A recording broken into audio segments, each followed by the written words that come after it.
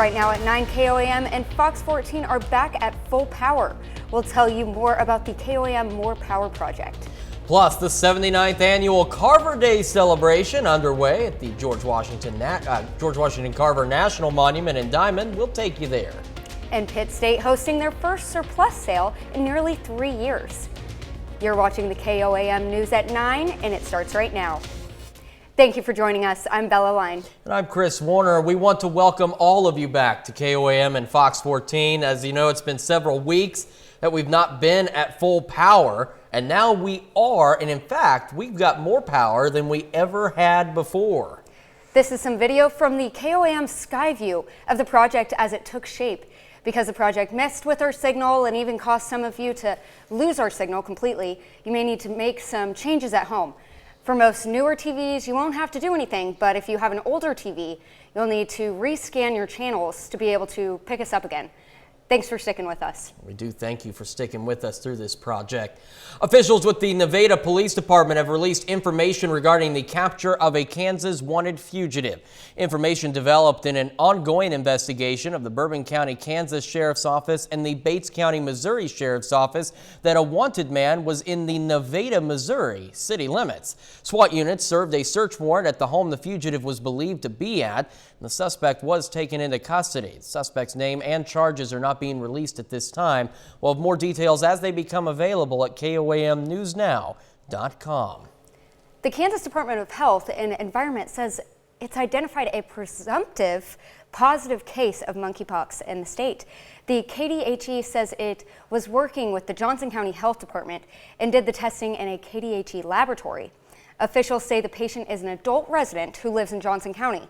The KDHE is working to identify all possible contacts the patient may have had, and it says the patient had recently traveled out of the state. Health officials say the risk of monkeypox spreading in Kansas remains low, and if you're feeling or experiencing symptoms, it's important to stay at home and contact your doctor as soon as possible to avoid spreading the disease to others.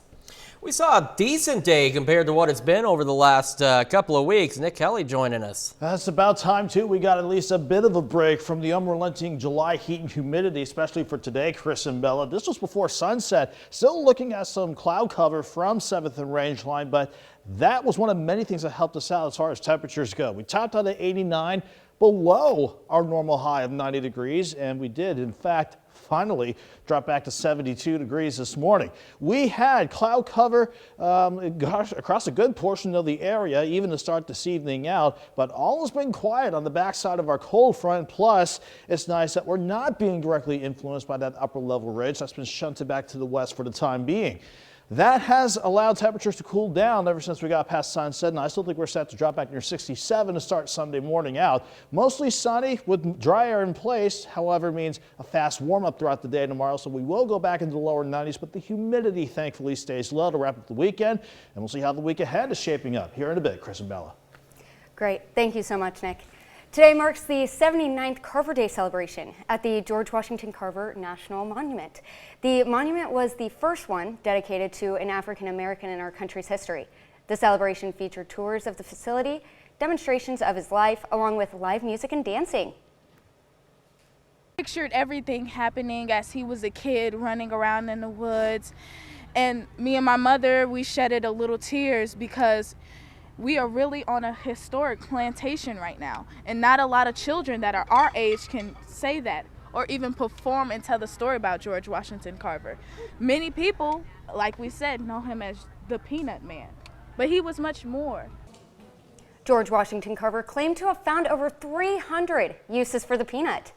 Pittsburgh State University held their first surplus sale in nearly 3 years due to the COVID-19 pandemic. Surplus sale is held at the physical plant on campus. It's an opportunity for the university to take furniture, tools, and other extra items the university doesn't need and sell them to the public. Now, sometimes professors and students find a little something extra to take home or to their classrooms.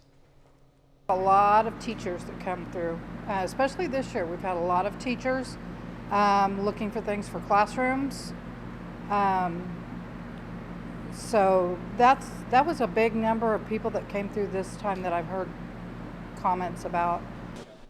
The items that are not sold at the sale will be donated to local Habitat for Humanities. The TYP Nutrition and TYP Track Club are raising money for some special athletes. Several kids on the TYP Track Club have qualified for the Junior Olympics National Track Meet this summer in North Carolina.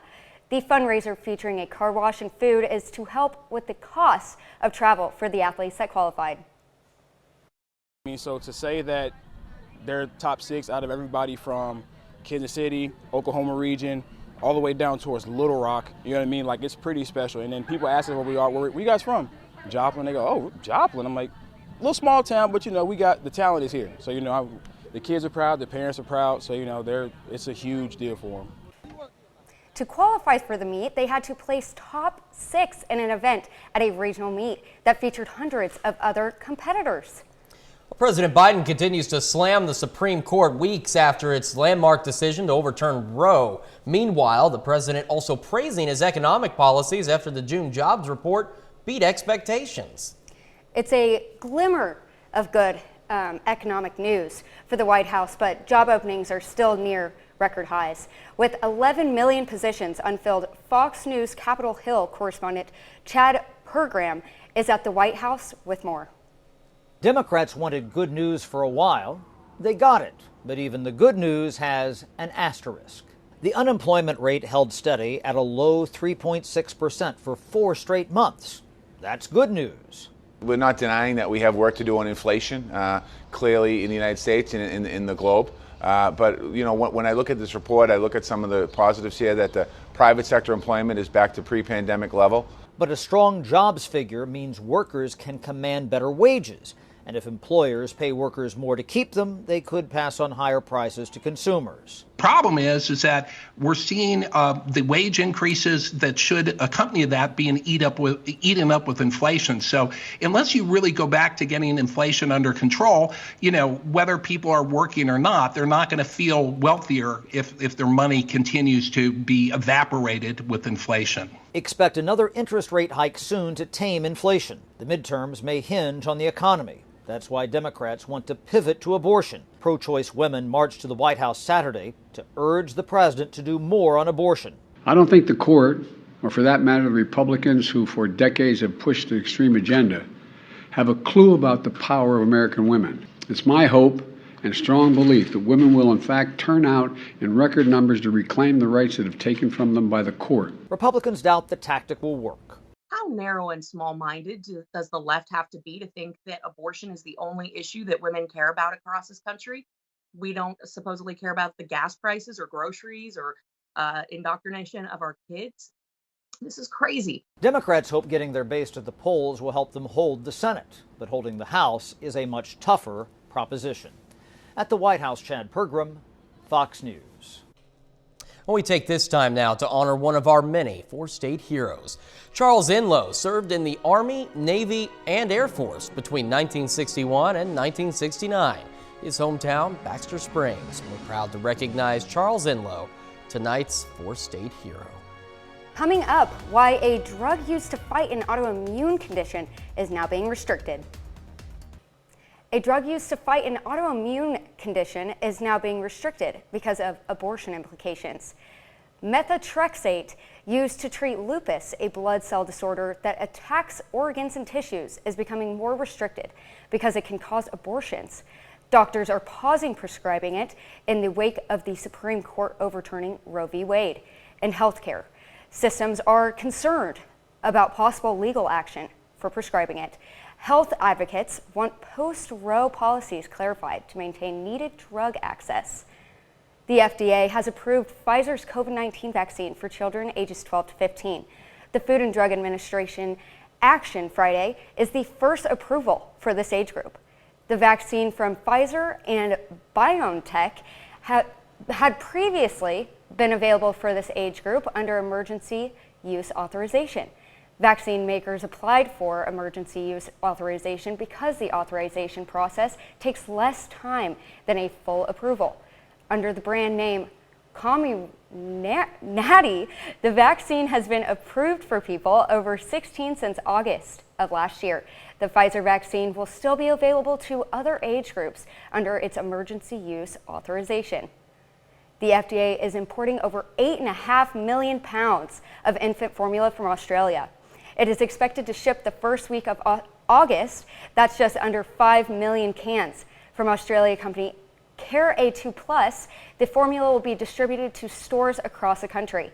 This comes as the FDA increased its flexibility to import formula. Seafood fans may want to take a closer look inside their kitchen. Bumblebee Foods is voluntarily recalling some of its smoked clams for safety-related concerns. According to the Food and Drug Administration, some levels of unsafe chemicals were found in the 3.75-ounce cans. The products in question were sold nationwide to limited retailers. The FDA says no related illnesses have been reported and no other Bumblebee products are affected by this recall.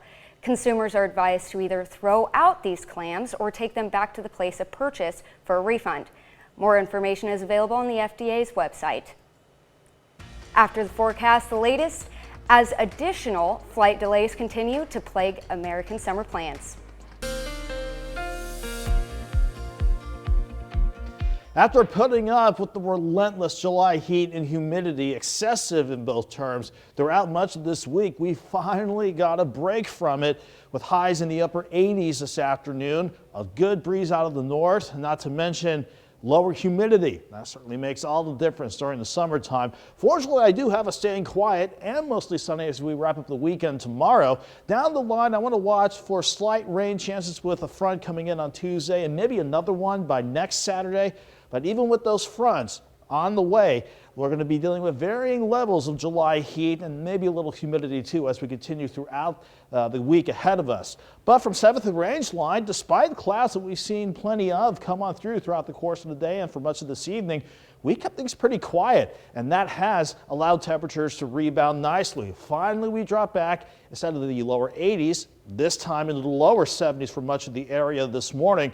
By about lunchtime, a lot of us were in the upper 70s to about the mid 80s. That felt rather refreshing, and certainly so did the highs of the mid to upper 80s from Joplin north and west, and even with the lower 90s across northeastern Oklahoma, it just felt better today that we had a north and northeasterly breeze behind the front. Sustained at 5 to 15 during the day and even gusting over 20 miles per hour at times.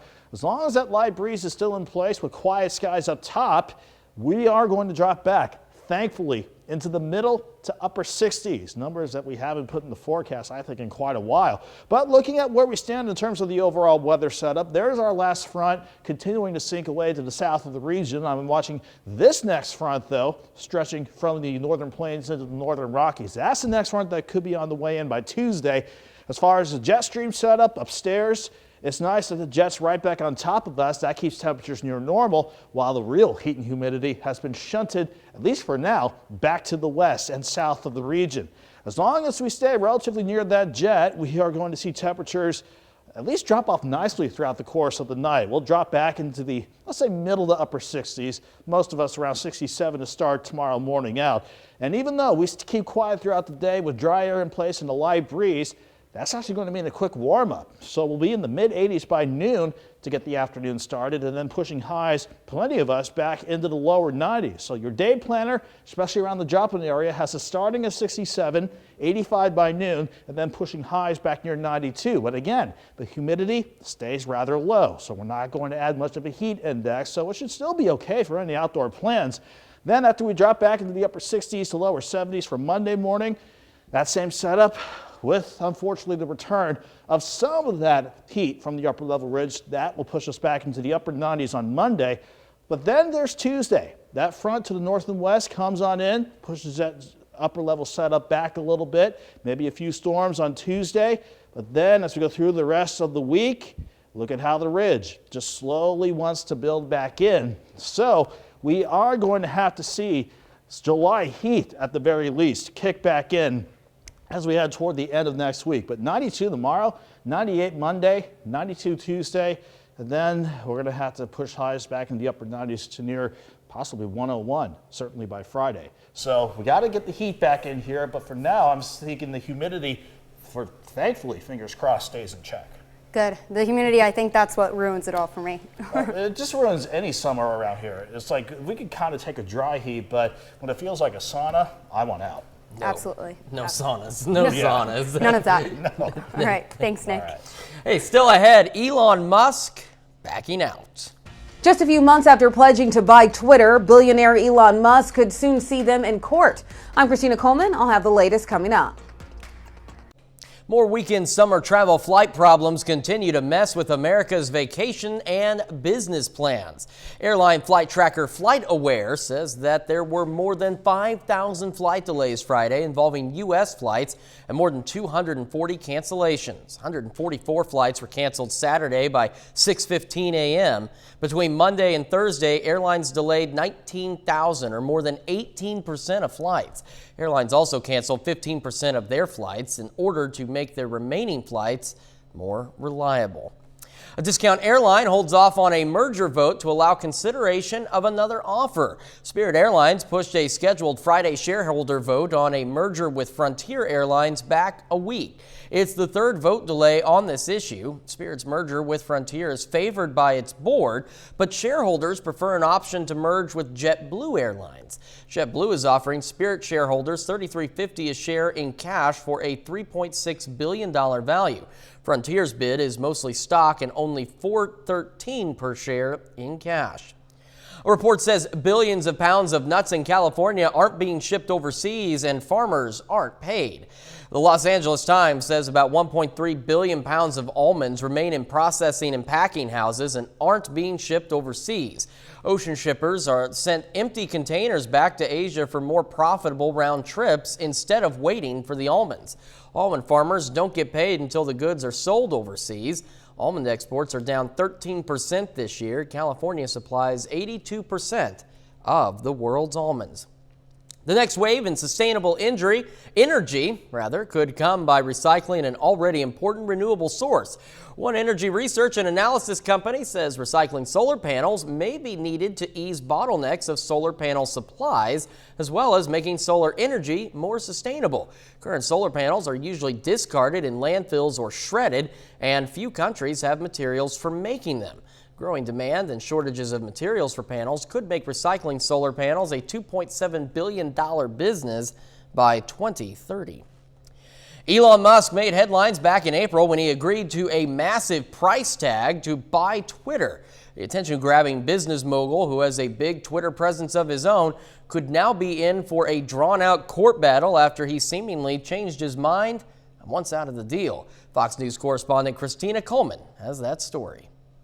The social media giant that Elon Musk vowed to buy just 3 months ago now says it will see him in court. After the billionaire CEO of SpaceX and Tesla announced Friday he intended to back out of his $44 billion deal to purchase Twitter. Musk attributes his change of heart to not getting enough information from Twitter on how much of its user base is made up of fake accounts. It's a concern he voiced just a few weeks ago. You've probably read about the question as to whether the number of fake and spam users on the system is less than 5%, as Twitter claims, which I think is probably not most people's experience when using Twitter. Musk says the lack of transparency on the issue creates enough concern for him to walk away from the deal, something legal experts believe may be a difficult case to prove to a judge. Those are going to be hard arguments to make. The way these contracts are structured, it's very difficult for buyers to walk away. These contracts are drafted with to provide a high degree of certainty for the sellers. If he's using this as a scapegoat, got cold feet, those would be the debates. But there's no doubt he does not come out smelling like roses here. The chair of Twitter's board says the company intends to follow through on the sale and tweeted Friday, quote, "We are confident we will prevail." If the two sides can't reach a settlement agreement, the ensuing court battle could last several months. In Los Angeles, Christina Coleman, Fox News. We're going to wrap up this half hour of News at 9 with some tiger twins in Oklahoma. Zookeepers in Oklahoma City are celebrating the birth of rare Sumatran tiger twins. Yeah, their 11-year-old mother, Lola, gave birth on the early morning of July 2nd at the Oklahoma City Zoo. Sumatran tigers are critically endangered, with only 500 left living in the forests of their native Indonesia. Lola and her tiger cubs will remain off of public view until they're old enough to be vaccinated. The zoo's veterinarians are also waiting to conduct physical exams on the cubs to determine their gender. Until the cubs are ready to meet the public, zookeepers are promising to provide updates on their social media channels. So talk about something special. I mean, not only did you get the birth of a rare tiger, but you got twins. That's so interesting. You know, it kind of reminds me, I know there's always like all sorts of, there's like albino tigers and all sorts of different, you know, I think that's so interesting when we have an interesting little new discovery. Yeah. Right? And especially it's pretty close to our area. Yeah, right. I mean, just right down the way. So here in a little bit, you might want to take a trip down to Oklahoma City, visit the zoo, and see some tiger twins. Absolutely. Just saying. Be sure to stick around. We've got 30 more minutes of news, weather, and sports when the News at 9 returns.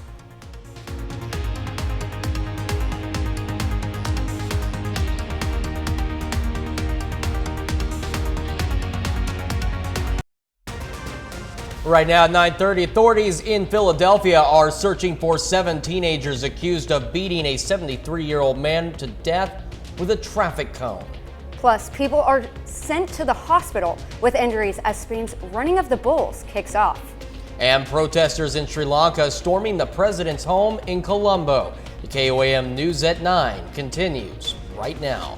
Thanks for sticking with us tonight. I'm Chris Warner. And I'm Bella Line.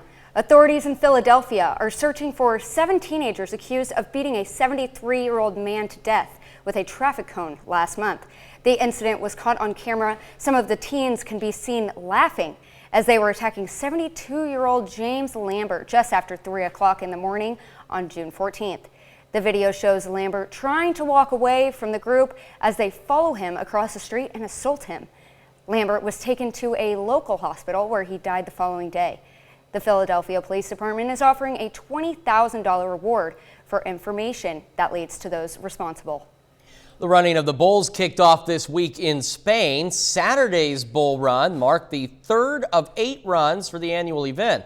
According to emergency services, though, at least 2 runners were gored in the leg, while 6 others were rushed to hospitals with severe injuries. The runs last for 3 to 5 minutes and attract adrenaline seekers from around the world. In Sri Lanka, protesters stormed President Gotabaya Rajapaksa residence and nearby office on Saturday. It was not clear if Rajapaksa was inside his home at the time. This as tens of thousands of people took the streets in the capital of Colombo. It was the biggest demonstration yet in a show of anger against a leader they hold responsible for the island's nation's worst economic crisis. Footage shows hundreds of people inside the well-fortified house and on the grounds outside. Some of them even took a dip in the pool. The country's prime minister agreed to resign on Saturday after party leaders in parliament demanded both he and the embattled president step down. Emergency workers in Kashmir have rescued thousands of pilgrims who were caught in flash flooding that was set off by heavy rainfall. The rain swept through their makeshift camps as they made an annual Hindu pilgrimage to an icy cave in the Himalayas.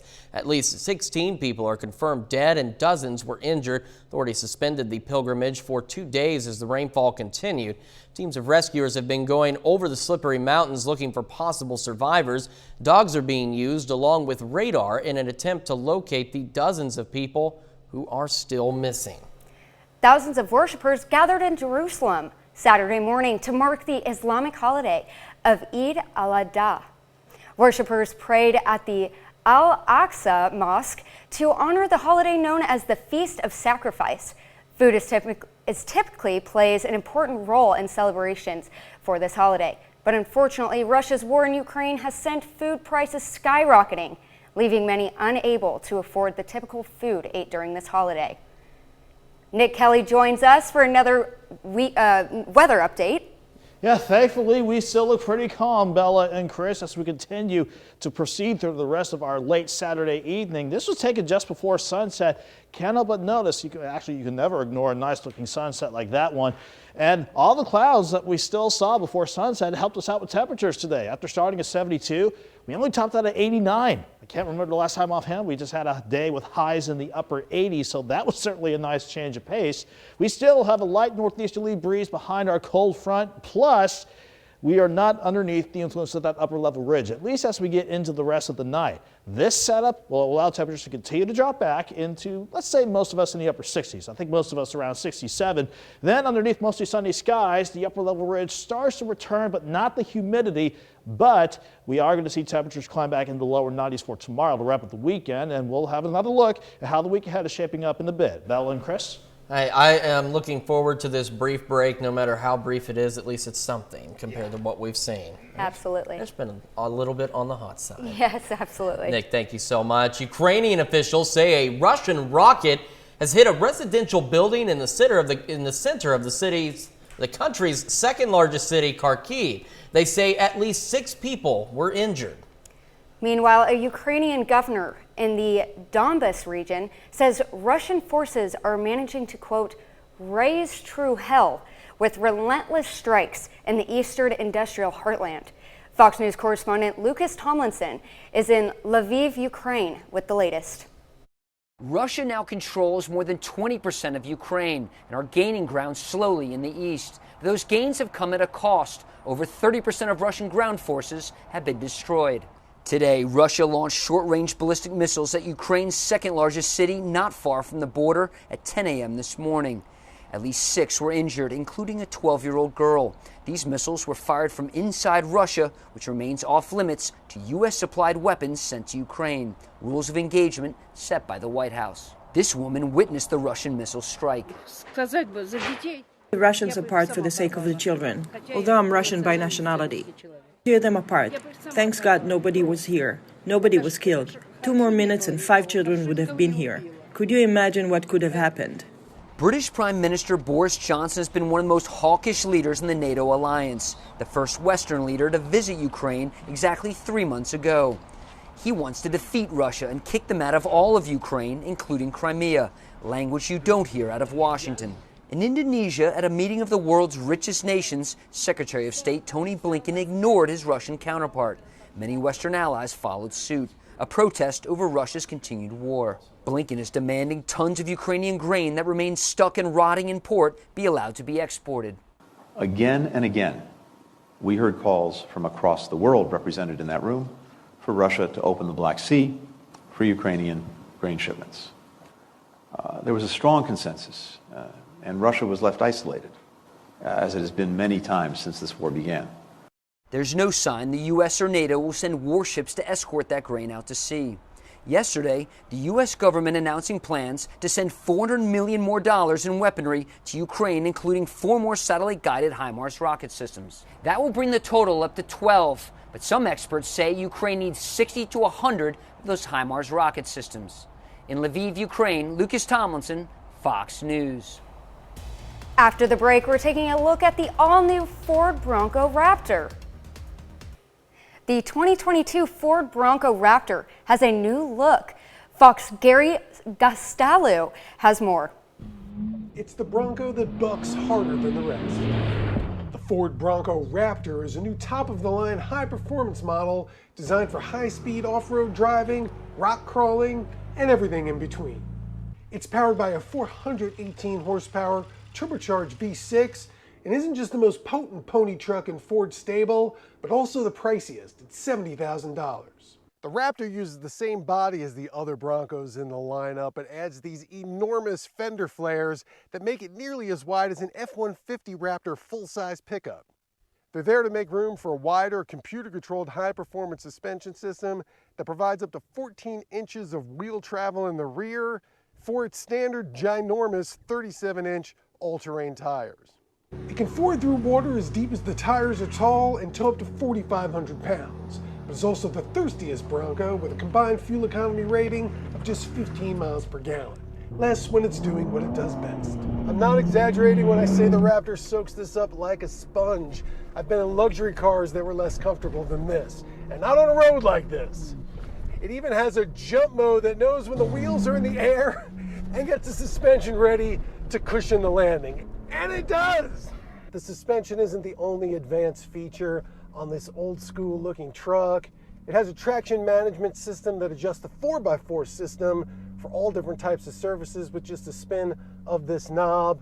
Front and rear locking differentials, a detachable sway bar, a one-pedal driving feature that applies the brakes as you let up on the accelerator to make crawling over rocks easier, and a trail turn assist that locks the inside rear wheel so you can spin this around on the proverbial dime. There's also a standard 360-degree camera system that acts like a spotter when you don't have one. Ford likes to call the Bronco the GOAT because it goes over all terrain, and this could definitely do that, just a lot faster. In the 2022 Ford Bronco Raptor, Gary Gaston, Fox News. Nick Kelly's up next with another look at the forecast. It was really nice that today we finally caught a break from the relentless July heat and humidity that we saw in excessive forms throughout the course of the week. But again, if you just caught the forecast the first time right now, here's what we're keeping an eye on for the next several days. Thankfully, staying quiet and mostly sunny to wrap up the weekend tomorrow. I've got slight rain chances in the forecast with the front on Tuesday and potentially another one by next Saturday. But even with those fronts, we're going to be dealing with varying levels of returning July heat as we go through next week. For the time being, though, we've been keeping quiet all evening long. Here was the last look from 7th and Rangeline before sunset, and we finally are starting to see the cloud cover, which definitely helped us out with temperatures today, finally clearing out. That will allow us to drop back into the 60s, believe it or not, for tonight. Can't recall the last time I've ever said that in quite a while. But this morning we were all dropping back into the lower to middle 70s. But with the passing cloud cover, the north and northeast breeze behind the front, and lower humidity, we were in the lower to middle 80s to start the afternoon out, and a lot of us topping out in the mid to upper 80s, even with a couple of spots in the lower 90s, especially in northeastern Oklahoma. This was a refreshing air mass that we had on top of the region for today. We still have a light northeasterly breeze that will turn more easterly as we go into tomorrow, but as long as that breeze stays light with the clearing skies, again, we're all going to drop back into the 60s before we have to turn up the heat a little bit for tomorrow. For the time being, though, it's nice to see this upper, actually surface level setup here. Our last front to the south of us now. This is the next one, though, I'm watching as we go into Tuesday. Here's the upper level setup now. It's nice to see the upper level ridge off to the west and south of us for a change with the jet right on top of us. That's why we had temperatures back near normal today. But that jet's going to get nudged just to the north and east of the region tomorrow. So we have to see that respond with a little bit of a hotter afternoon lined up for us. At the very least, we will see mostly clear skies through the night and to get your sunrise, your Sunday morning started. Overnight lows dropping back into the upper 60s for most. We'll be back in the mid 80s by noon tomorrow. Then we'll have to see the temperatures nudge back mainly into the lower 90s across the entire region. With that said, though, the humidity is going to stay rather low, so it won't feel so bad, even though we'll be back above 90 tomorrow. 67 in the morning, 85 by noon. Highs near 92 with an east breeze light during the day at 5 to 10. That light east breeze turning more southerly going into Monday morning. That means lows right around 70 before we go back into the upper 90s. But you see that cloud cover to the north and west by Monday evening. That is a sign of our next cold front on the way in. It's going to squash a returning upper level ridge temporarily to our south and southwest. That will keep us in the lower 90s with lower humidity for Tuesday. But then once that front clears out, that upper level ridge just wants to build back in, although not directly on top of us. So I don't see that resulting in a big bump in humidity as we go into late next week, but we're definitely going to see the mercury rise as a result of that returning ridge. 92 tomorrow, 98 Monday, then behind the next front, we'll go 92 on Tuesday. 95 Wednesday, then upper 90s to near 101 as we head toward the late part of the week. But fortunately, with the dry air still in place, we're going to see temperatures really drop off into the 70s and even near 67 Wednesday morning. 67. Wow, who would have thought in July? I know, the humidity makes all the difference. Humid air can't really cool down that much during the night, but if it's dry, we warm up fast during the day, but it finally gives us a chance to get a break from the heat during the night. Absolutely. You could actually open your windows, maybe give your AC a break here and there. Rare to do that for July's, but definitely take advantage of it if you can. Yeah. Save some money. Yeah, a little bit. Yeah, a little bit of money. Something's better than nothing, right? Absolutely. Thanks, Nick. All right. Well, coming up in sports, Joplin Outlaws meet the St. Joe Mustangs. Plus, Webb City and Joplin American hit the field in the district tournament semifinals. Danny Terzer has those highlights and more next.